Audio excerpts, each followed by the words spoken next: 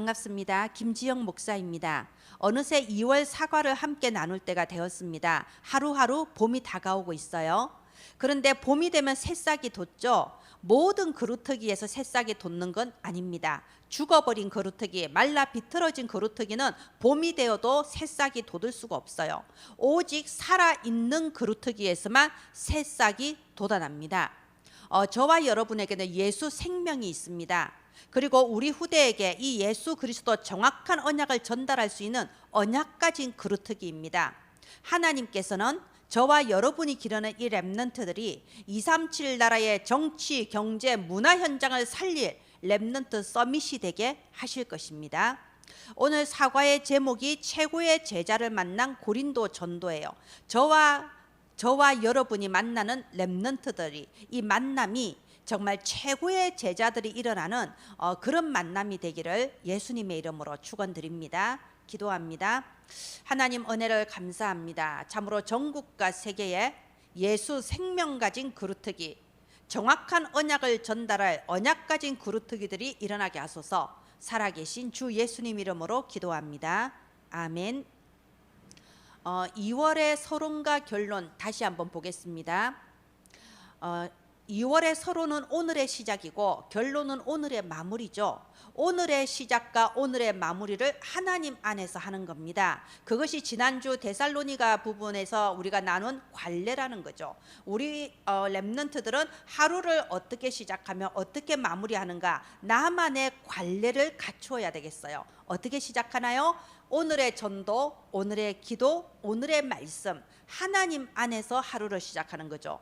그럴 때 가는 곳마다 보좌의 능력을 실제로 체험하게 되며 노바디 나띵의 현장이라 할지라도 하나님이 인도하시는 오직 유일성 재창조의 걸음으로 그 일생을 인도해 주십니다. 결론 부분의 오늘의 마무리는 어떻게 하나요? 어떻게 하면 우리가 감사와 누림과 만족으로 하루를 마무리할 수 있을까요? 내가 기도하는 이 시간에 하늘 보좌의 축복이 임하시는 것을 믿는 겁니다. 내가 지금 기도하는 이 시간에 우주의 권세, 세상을 바꾸는 권세가 움직이는 시간인 것을 내 마음에 믿고 감사함으로 기도할 때에 나에게 치유가 일어나는 거죠. 참된 복음의 누림과 만족이 있는 겁니다. 자, 이렇게 하나님 안에서 오늘의 시작과 오늘의 마무리를 하는 렘넌트, 그렇다면 우리 인생의 시작과 우리 인생의 마무리는 어떻게 하는 게 좋을까요? 하나님 안에서 예배로서 시작하고 예배로서 마무리하는 겁니다. 이번 2월 사과가 지금 마지막 과죠. 마지막 과에 그동안 전했던 오늘의 시작, 오늘의 마무리에 이제 마지막이에요. 그러면 이렇게 꼭 마무리해 주세요. 우리가 하나님 안에서 하루를 시작하고 하나님 안에서 마무리하는 것처럼 내 인생 전체 시작도 예배 안에서, 마무리도 예배 안에서, 무슨 일을 하든지 예배로 시작하고 무슨 일을 하든지 예배로 마무리하고 하나님 안에서 시작하고 마무리하는 그런 관례를 가진 렘넌트가 하나님께서 그 렘넌트의 일생을 인도하시고 정말 최고의 열매, 최고의 만남의 축복을 누리게 하시는 거죠. 이번 사과의 제목 최고의 제자를 만난 고린도 전도입니다. 1과가 만남의 시작이에요. 지금 이 사과에는 만남이 굉장히 강조가 됐습니다. 그렇다면 이번 이 사과를 통해서요, 선생님과 우리 렘넌트와의 만남, 그리고 렘넌트 친구들끼리의 만남, 그리고 교회와의 만남, 이런 만남에 대해서 이렇게 좀 포럼을 해보면 좋을 것 같아요. 고린도 교회를 세운 주축 멤버가 누구인가요? 복음을 전하러 간 바울 선교팀과 그곳에 기다리고 있던 브리스가 부부와의 이 만남을 통해서 이 고린도 교회가 생겼습니다. 그렇다면 오늘 본문이 사도행전 18장인데요. 사도행전 18장에서 갑자기 만난 게 아니죠. 사도행전 18장에 만나기 이전에 이미 그 만남의 시작은 어디서부터냐? 사도행전 2장 10절, 저 마가다락방에 성령이 임하시는 그 역사가 일어나는 바로 그날, 오순절 그날에 로마에서 온 나그네들이 있었어요. 바로 그 사람들이 브리스가 부부였습니다. 이 브리스가 부부가 로마에서 왔을 때 마가다락방의 오순절 날에 임하신 그 역사를 처음부터 끝까지 목격하고 동참한 증인들이었다 이거예요. 이때부터 이 만남은 이미 딱 준비되어 있었던 겁니다. 사도 바울은 어떻게 시작됐나요? 평생에 정말 겉으로는 율법 율법으로 흠이 없는 자요 정통 유대인이고 바리새인 중에 바리새인임에도 불구하고 그것이 생명 없는 종교 생활이었기 때문에 뭔가 알지 못하는 갈급함 속에서 내가 열심히 하는 것이 그냥 잘하는 건 줄 알고 다메섹으로 예수 믿는 사람들을 잡으러 막 달려가지 않았습니까? 사울요. 근데 이 사울이 다메섹 도상에서 사도행전 9장에 그리스도를 딱 만난 거죠. 그때 예수 그리스도께서 바울에게 그 일생에 대한 답을 주시지 않습니까? 이는 이방인과 왕들을 위하여 택한 나의 그릇이다. 바울의 제2의 인생이 시작된 거죠. 사울이 바울로 이제 딱 변해서 제2의 인생이 시작됐죠. 자, 이때부터 이미 이 만남은 다 준비되어 있었던 거예요. 하나님께서 이렇게 브리스가 부부와 바울을 딱 미리 준비해 놓으시고 이제 때가 되니까 사도행전 18장에 이들을 만나게 하신 거예요.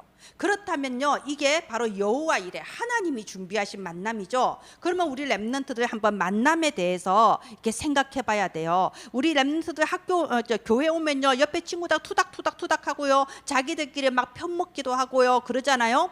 그러면 우리 렘넌트들이 지금 이렇게 한 교회에 와서 예배 드리는 거는 하나님이 영세전에 준비하신 만남이에요. 우리 선생님을 만나서 이렇게 말씀 듣는 건 하나님이 영세전에 준비해 놓으신 만남이에요. 무엇을 위해서?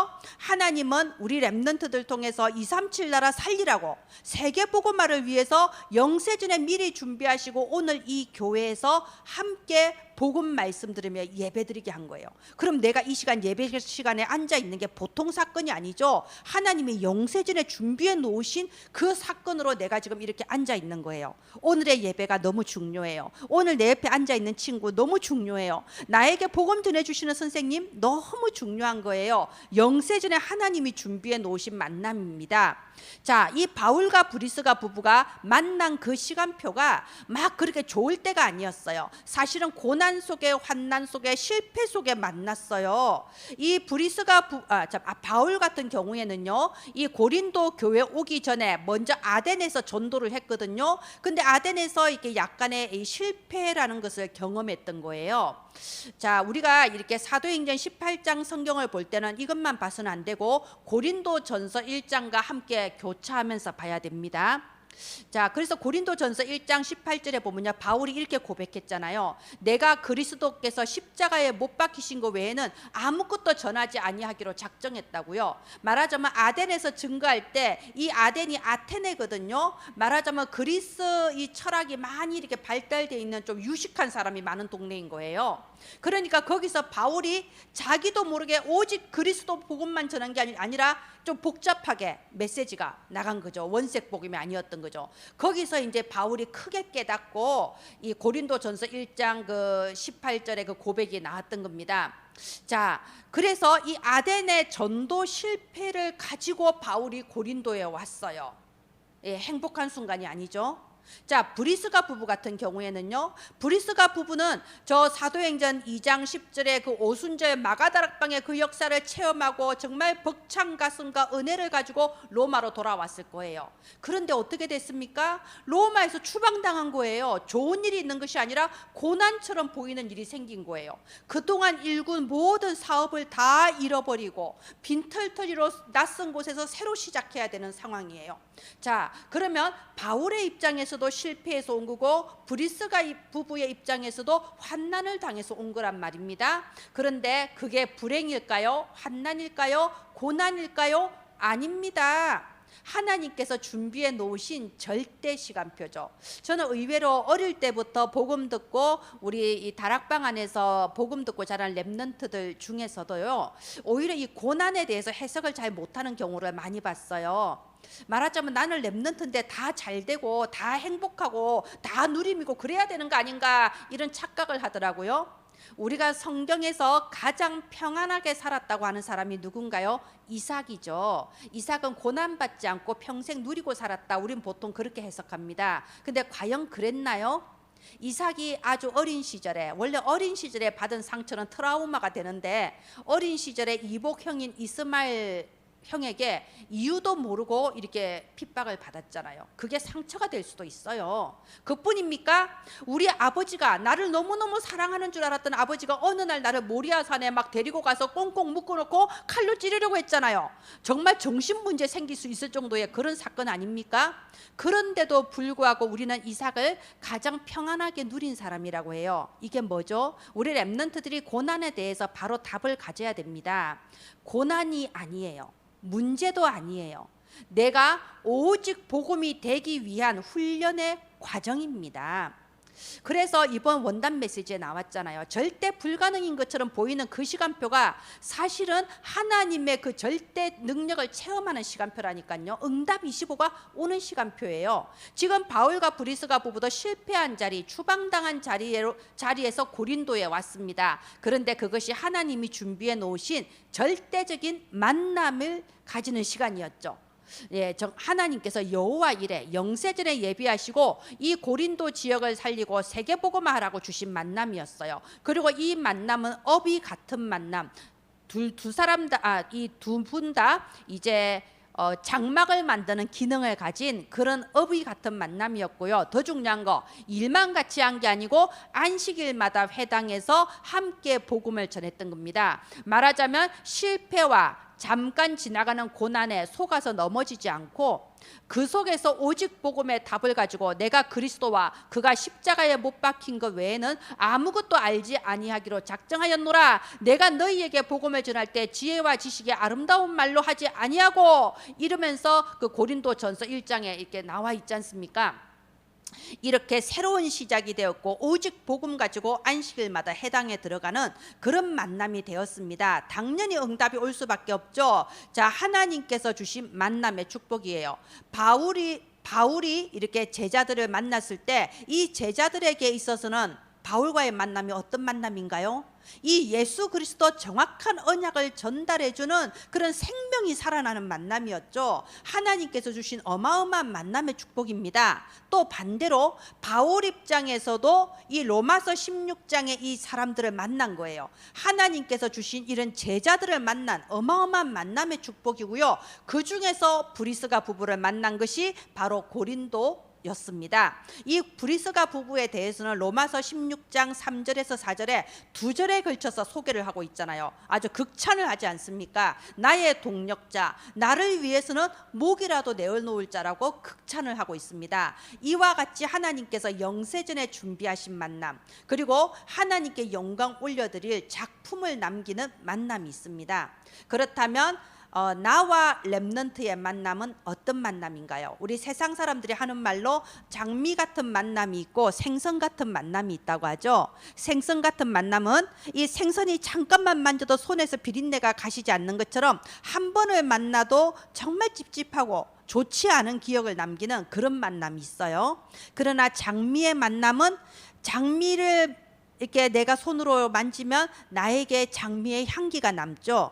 그것처럼 끝까지 향기가 남는 만남이 있어요.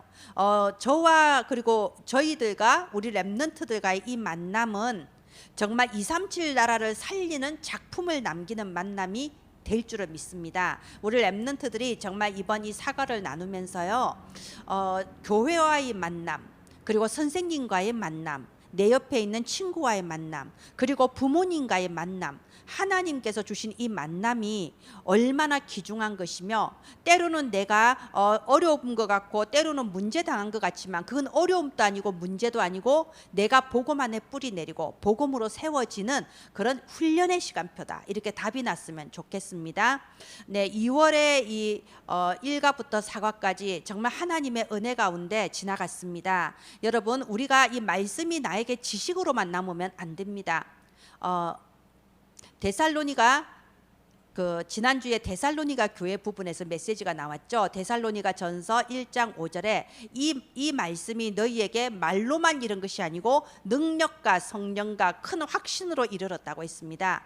이번 2월에 정말 저희들이 전도 캠프에 대한 기획이 이루어지고 저와 여러분이 섬기는 교회 현장, 렘넌트 현장에 하나님이 주신 최고의 열매가 맺히는 그런 전도 운동이 실제로 일어나게 되기를 예수님의 이름으로 축원드립니다. 기도하겠습니다. 하나님 은혜를 감사합니다. 전국과 세계에서 렘넌트들에게 언약 전달하고 있는 귀한 교사님들, 부모님들에게 성령의 충만함을 부어 주시옵소서. 이 시간 시공간 초월한 보좌의 축복으로 부어 주시옵소서. 살아계신 주 예수님 이름으로 기도합니다. 아멘. 감사합니다.